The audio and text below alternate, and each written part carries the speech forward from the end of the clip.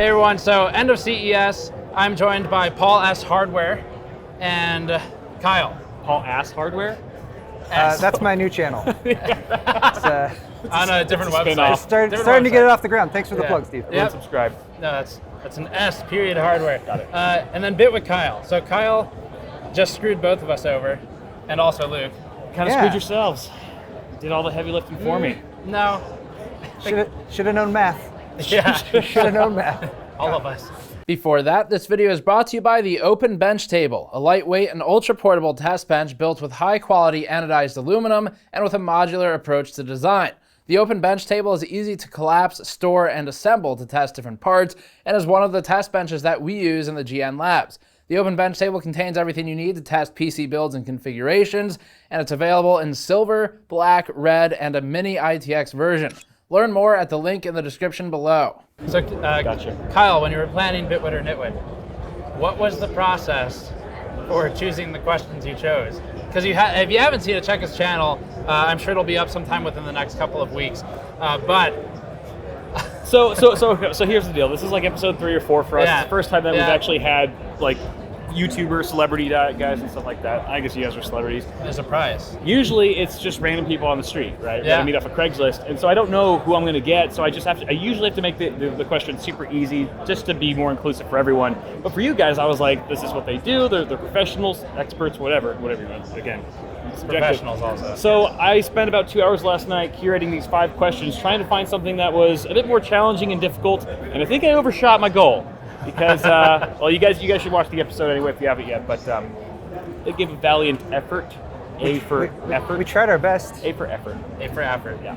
But now all the people who have watched Bitwit or Nitwit know the answers to those questions, and knowing the answers to those questions you asked, I think it will be very helpful for lots of people later in life. Yes, I frequently have to know exactly what the specifications are of H370 and V360. I could save your life one day. You could. This is relevant. It's all very relevant. All right, so CES topics. Paul, you were just telling us about killer robots. Kyle, what did you see? What did you think? So we did see some pretty cool stuff. I was talking to you earlier about the Capellix LED technology that Corsair is now trying to implement in certain things. I know it's RGB and stuff, but it's almost like RGB is so ingrained now that it's just you even get tired of it seeing it all the same. So it's actually innovation in RGB, which is kind of cool. It's like, all right, give me something a little bit different, and it looks like they're trying to push things forward in that way. Also, I went to the Fantex booth and saw some pretty cool stuff there. The Lux 2 looks pretty promising, especially all the flexibility in there. You can fit like dual 360 and dual 480s at the same time. It's a dual system chassis in general, and it's got just a beautiful aesthetic and stuff. Paul, there's a lot of great stuff. You went to Fantex as well, right? I actually didn't visit Fantex Really? at the show, but I got the P600S before the show, so I was able to do an overview on that. Did you see It's a real solid case. Did you see the blocks that they have for the Dominus? Yes. On the VRM and for the I saw the blocks for the video cards. Okay, they also had like, I don't know if they had it there, but they had the Dominus actually mounted in one of the Elite, the N2 Elite, because apparently it's the only case right now on the market that can fit that motherboard. And they actually, so they said that Intel hit them up and were like, hey, we need help, guys. Or it might have been Asus. And so then they shortly after developed custom blocks for the VRM, because the board's VRM is also not 100%. So it was pretty cool. But a lot of cool stuff. Yeah, X599. Unfortunately, not a huge traffic or interest driver, I think, for the show. Absolutely not. I can't imagine why. So it seems like it's out of most people's price range. Yeah. Or just the existence of the chip to buy at all. Yes. Very yeah. true. What was the price? Do you know what the end price was? It's like I heard 4,000. I heard 8,000. I don't know. Have you found it for sale anywhere? Probably somewhere in the middle. I have not found it online. Better check Craigslist. If you find it for $4,000, are you gonna buy one? Yeah, I'll buy one.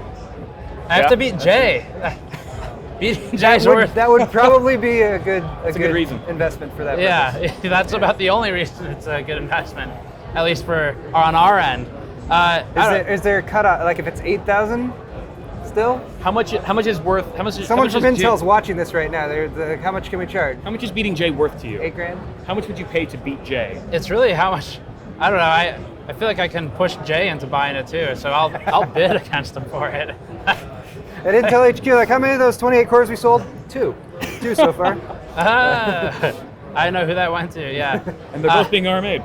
Yeah, within 30 days, right? Just like the Walmart system, Yeah. which you have returned despite its fractured glass. I haven't returned it yet. Oh, really? It's a 30-day window, so we're going to do it as soon as we get back. They were from generous CES. enough to allow you to return it. Yes. And It's then- very clear that the entire front panel was Yeah. basically gone.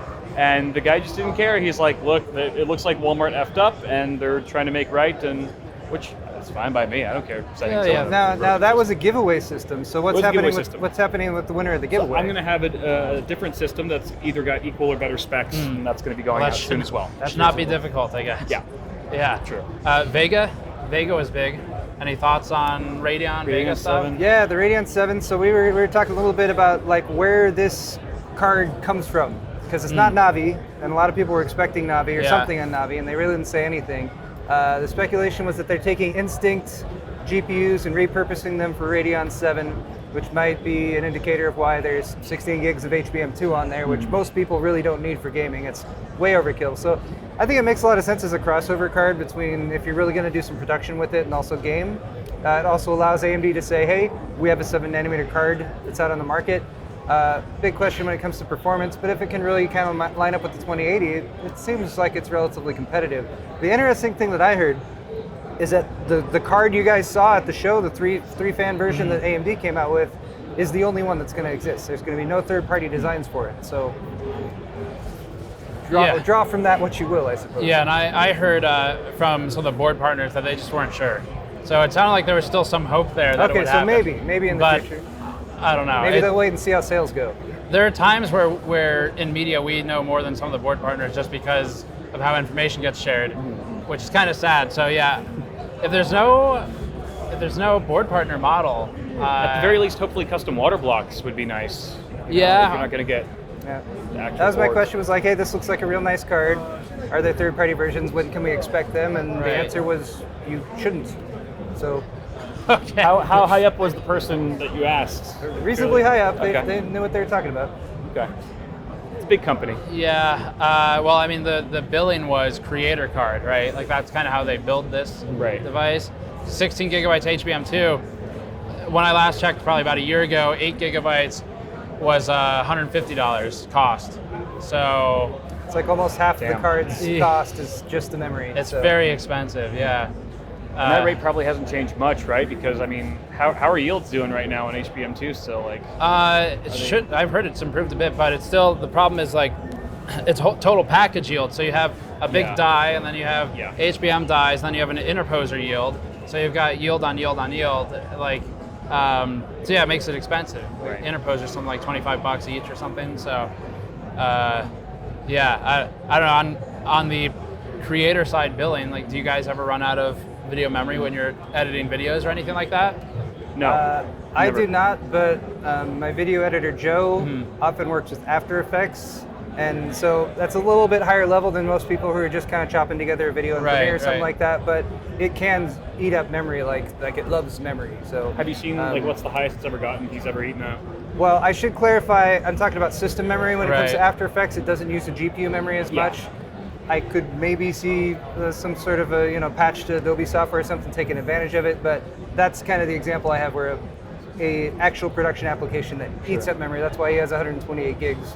As far as VRAM goes, I mean, I've seen not really that much utilization when editing because it doesn't really leverage that very much. But especially in gaming, I think the highest I've ever hit was maybe 9 or 10 gigs playing GTA 5 or something like that at 4K.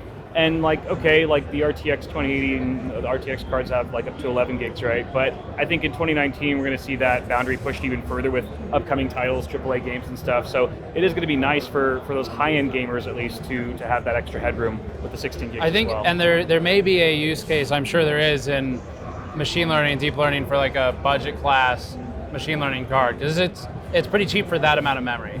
But I don't think any of us really cover that spectrum in any serious fashion. And the other speculation is that they're taking Instinct chips, and that's what they're repurposing for the Radeon 7. Right. So. Yeah, I think that's probably accurate. But yeah, so I don't know.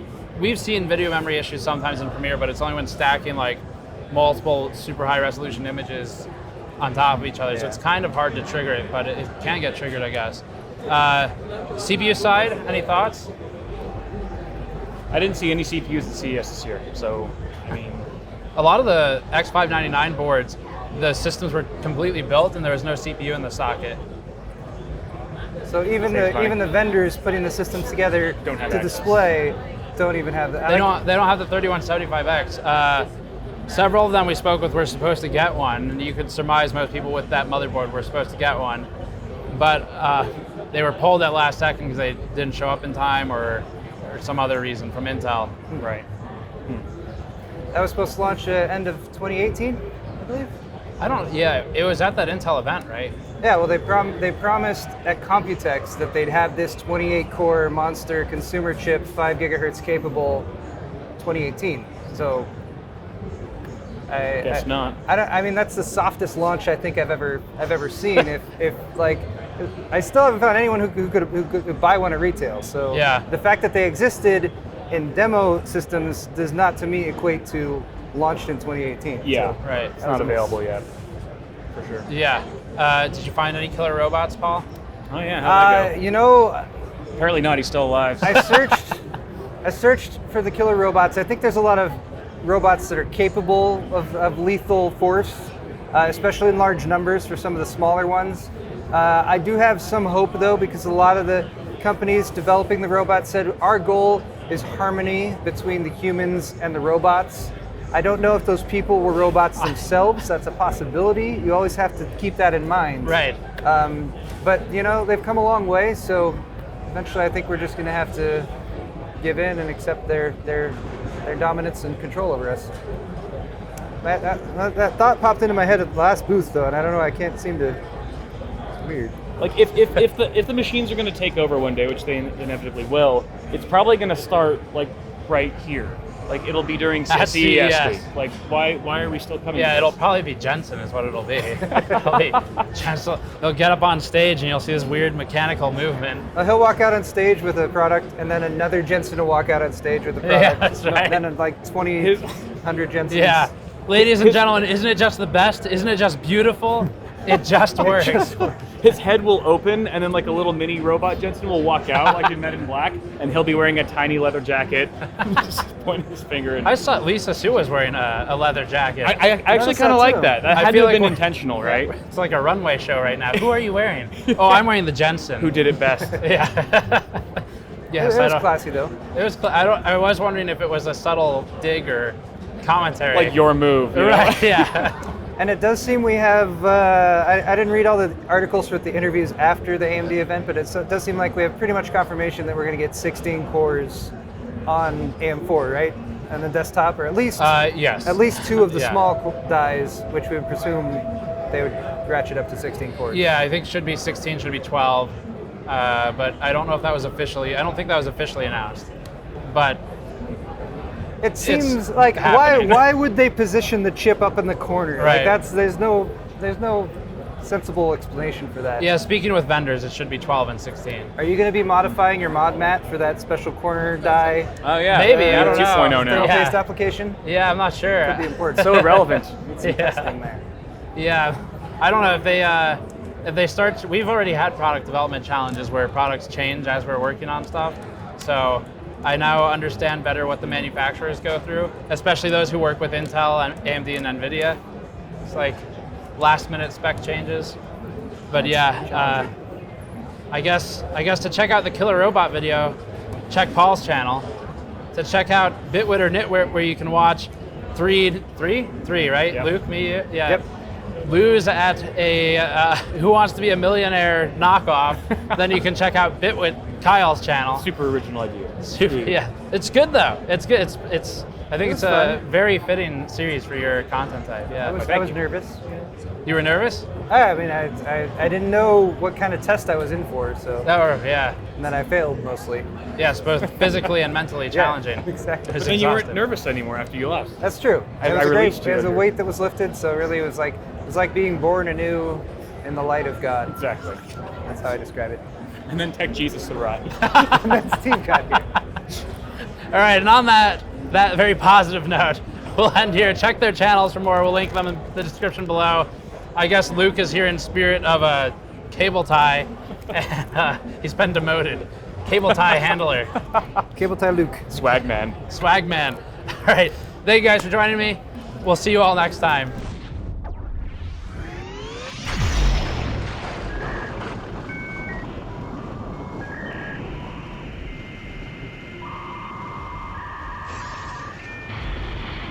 Trying to Doesn't barely look touch very my equal. head to the left. I'm in this third, so I get my face right on the line. Sorry, So I'll Steve, do your tiptoes. face needs to be right there, and Kyle, there.